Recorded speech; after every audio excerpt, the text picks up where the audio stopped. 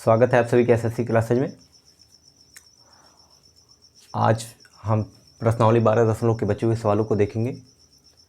पिछले वीडियो में हमने प्रश्नावली 12.2 तक के सवालों को लगाया था, जिसमें से 4 सवाल हुए थे। आज हम 5वां सवाल लगाएंगे, मतलब 5वां से करके आगे तक बढ़ेंगे। तो आपके सामने पहला सवाल आता है, त्रिज्या कई सेंटीमीटर वाले वृत्त का एक चाप केंद्र पर 60 अंश का कोण अंतरित करता है, ज्ञात कीजिए। इतनी जानकारी दी गई है, इसके आधार पे आपसे क्वेश्चन कर रहा है। चाप की लंबाई कितनी है, चाप द्वारा बनाए गए त्रिज्यखंड का क्षेत्रफल कितना है, संगत जीवा द्वारा बनाए गए वृत्तखंड का क्षेत्रफल कितना है। इस जानकारी के आधार पर आपसे 3 क्वेश्चन पूछे गए हैं इसी सवाल में। और सबसे पहले हम क्या करेंगे, एक सर्कल बनाएंगे यानी वृत्त बनाएंगे।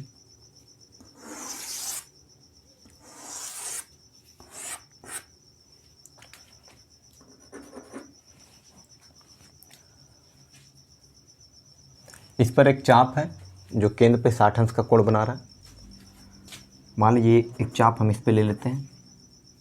अगर ये कोण बना रहा है, ये चाप ए बी हमारा, इससे केंद्र पे कोण बन रहा है जिसका मान दे के रखा है 60 अंश।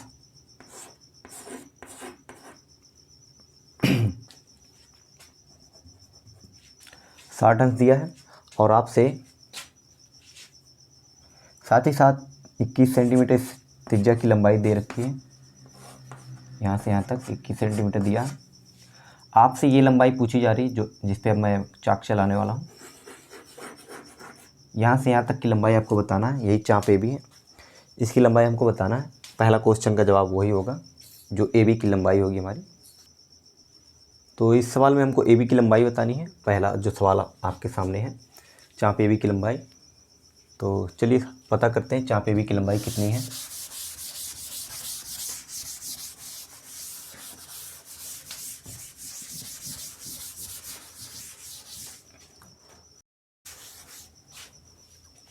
तो चलिए देखते हैं चाप ए बी की लंबाई कितनी है। चाप ए बी की लंबाई बराबर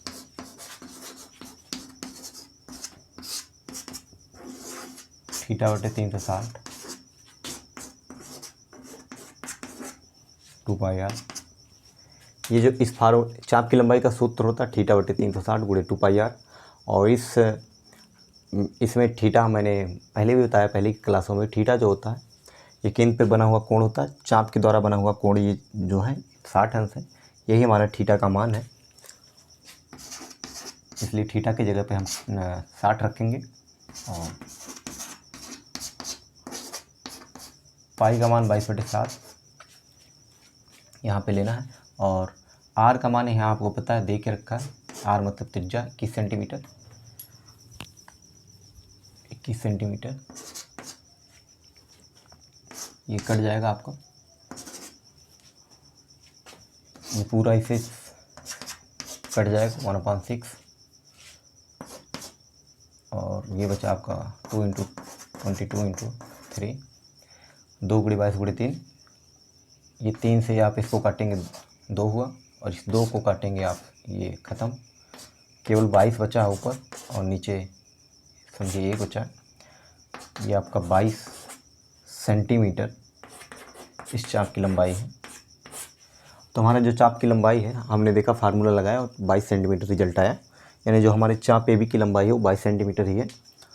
इस प्रकार हम इस पाँचवा का जो पहला सवाल था उसका आंसर प्राप्त कर चुके हैं। अब हम दूसरे सवाल की तरफ चलेंगे, जिसमें हमको त्रिज्यखंड का क्षेत्रफल निकालना है।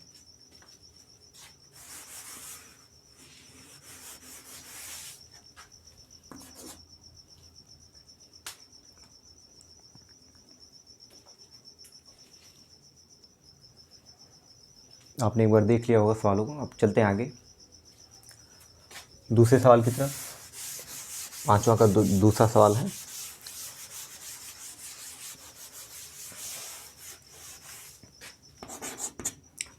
त्रिज्यखंड आपको पता होना चाहिए। त्रिज्यखंड, जिस त्रिज्यखंड की बात हो रही वो आकृति यहाँ से लेके ये पूरा एरिया जिसे मैं छायांकित कर रहा हूँ या जिसमें मैं लाइनें बना रहा हूँ, इसका क्षेत्रफल हमको चाहिए होगा।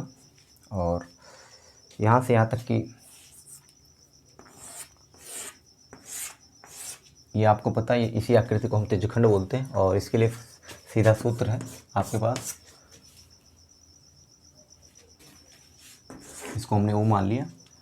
तो त्रिज्यखंड AOB का, और आप देख पा रहे होंगे ये लघु त्रिज्यखंड है, और त्रिज्यखंड AOB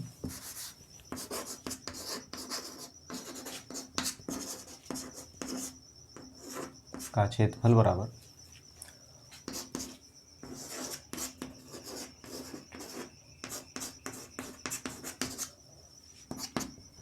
सेम, यहाँ भी थीटा वही है, कोण वही है, इस AB के द्वारा जो बनाया गया कोण है वही त्रिज्यखंड का भी कोण होगा।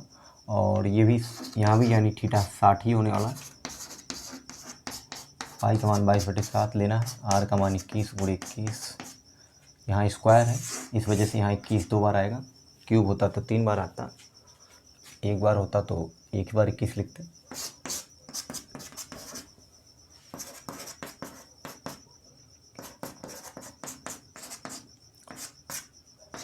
तीन बार में कट जाएगा, और इसी 3 से इस 6 को भी हम काट सकते हैं 2 बार में, और इस 2 से हम यहाँ 22 को भी काट सकते हैं 11, और ये 2 यानी ये पूरा 6 2 बना, फिर 2 1 बन गया, यानी नीचे सब खत्म हो गया, इधर 6 1 बन गया, ऊपर ये 11 बचा है, 1 11, तो 1 का कोई बहुत मतलब नहीं, 1 × 21, और ये 21 3 बना था और 3 खत्म होकर 1 बन गया था, नीचे कुछ नहीं रह गया, 7 तो ख़त्म ही हो गया था, यानी 11 और 21 बचा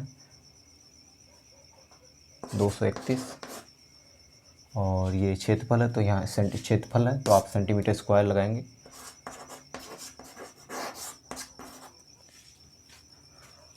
इस प्रकार हमारा त्रिज्यखंड का क्षेत्रफल या त्रिज्यखंड AOB का जो क्षेत्रफल है, इस वाले एरिया का छायांकित भाग का जो क्षेत्रफल है वो निकल के आया 231 सेंटीमीटर स्क्वायर। अब हम तीसरे सवाल की तरफ चलेंगे। आप देख सकते हैं, कुछ देर के लिए आप एक बार सवाल देख लें, उसके बाद आगे बढ़ते हैं।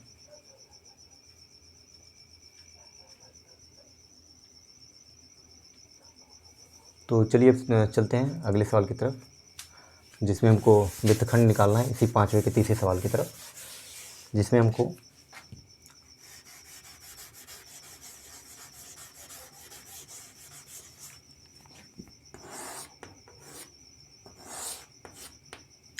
इस चीज़ को अगर मैं बाहर यहाँ खींच के निकालूँ इधर, अगर आपको समझाने के लिए, तो इसकी आकृति कुछ इस तरह है, गोल, इस यहाँ गोल टाइप का है यानी, और आपको पता है ये त्रिज्यखंड है। तीसरे सवाल में आपको वृत्तखंड का क्षेत्रफल निकालना, वृत्तखंड का क्षेत्रफल निकालना, और वृत्तखंड आपको पता है ये वाली लंबाई होगी, तो रीवा को अगर इस लाइन को अगर मिला दें, यहाँ से यहाँ इसको मिला दें, तो ये वाली जो लाइन है आपकी, ये वाला जो हिस्सा बच रहा है इस बार, ये जो छायांकित मैंने किया है, बस इतने का क्षेत्रफल हमको निकालना है। इसी को हम बोलते हैं लघु वृत्तखंड भी बोलते हैं। इस सवाल के लिए हमको मतलब लघु वृत्तखंड के लिए क्षेत्रफल निकालना है। तो आपको पता है इसके लिए सीधा फार्मूला इसके लिए भी है, अन्यथा आप जानते हैं त्रिज्यखंड में से हमको त्रिभुज निकाल देना होता, उसी पे फार्मूला भी है इसका। त्रिज्यखंड के क्षेत्रफल में से हम क्या करते हैं, त्रिभुज का क्षेत्रफल माइनस कर देते हैं या निकाल देते हैं।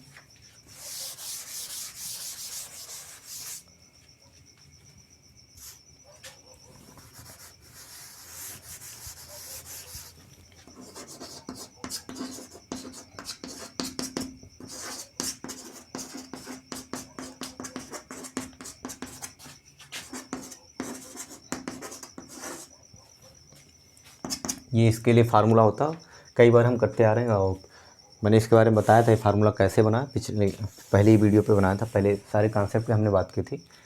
तो ये सारे फार्मूले मैंने बनाए हैं, उस वीडियो में बताए हैं कैसे आया है 1/2 R² sin थीटा।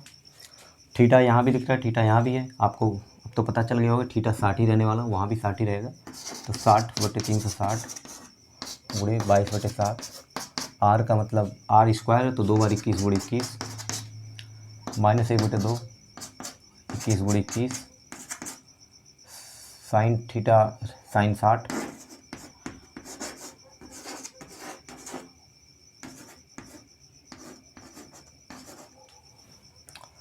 इसका तो आपको पता है, अभी कुछ देर पहले हमने किया है, 231 आया था काट पीट के।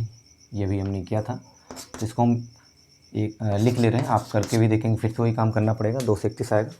अब इस चित्र का हमको काम नहीं, क्योंकि आखिरी आपने जो सवाल आखिरी करना था उसको समझ लिया, क्या उसमें निकालना था। अब इससे चलते हैं। -1/2 है, और ये आपका 21 का स्क्वायर होता है 441। sin 60 का आपका जो मान आएगा वो होता है करने में 3/2। ये नीचे नीचे का गुणा हो जाता है। मैं अभी इतने की बात कर रहा हूँ, इधर गुणा नहीं कराना, इधर ही करना है। 2 दूना 4 हो जाएगा, और ऊपर 441 करने में 3 होगा।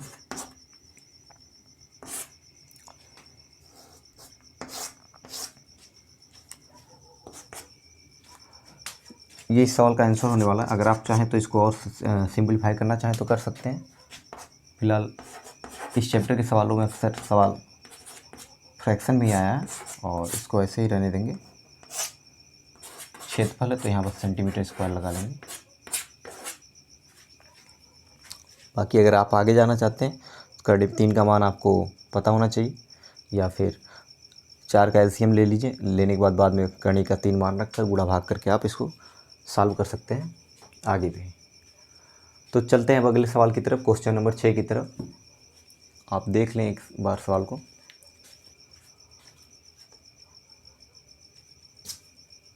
sin 60 का मान करने में 3/2 होता है। ये आपको मान मालूम होने चाहिए।